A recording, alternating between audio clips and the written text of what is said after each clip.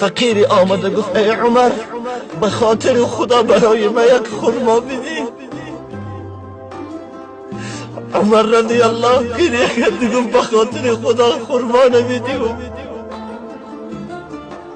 این فقیر گفت تو به خاطر خدا خرما نمیدی؟ گفت نه نمیدیم. من به خاطر خدا جانم را میدیم. خرما چی دارد؟ کجا شد حرمت این همه علم، این همه عزت اسلام کجا شد؟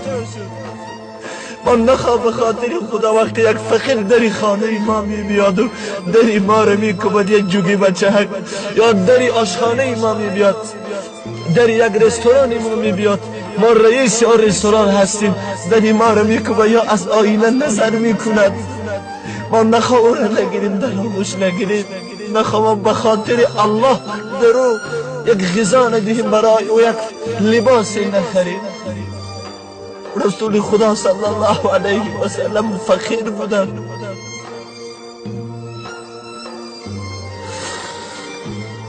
ابوبکر صدیق رضی الله عنه وقتی که میگفتن ای ابوبکر به خاطر خدا برای ما یک چیز بدی، کاش میگفت ابوبکر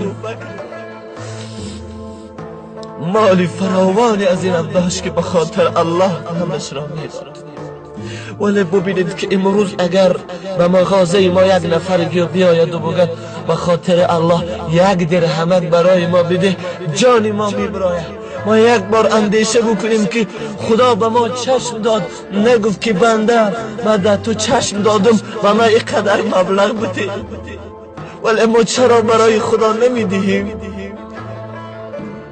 اگر که یک دختر بیاید یک ماشین فسان داره، یک جوان ماشین فسان دارد، ماشین پیش بازار داره، اگر داره یک طفله کبینه یا یک مسافیده کبینه ماشینش من کنه نمیسته، خدایی نکرده یک دختر عریان ببینه ماشین زمین میکنه و همه دختر میشنانه، و اگر دختر مبلغش بتیه مبلغی او رو نمیگیره.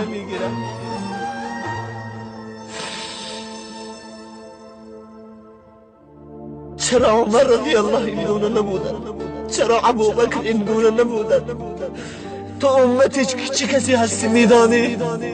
امتی همون شخصیتی که روز رسول خدا صلی الله علیه و سلم در دست مبارک خرمایی داشتن، خرمایی دست مبارک داشتن، گرسنه بودن. چند نفری آمدن از صحابگان که ما گرسنه هستیم، رسول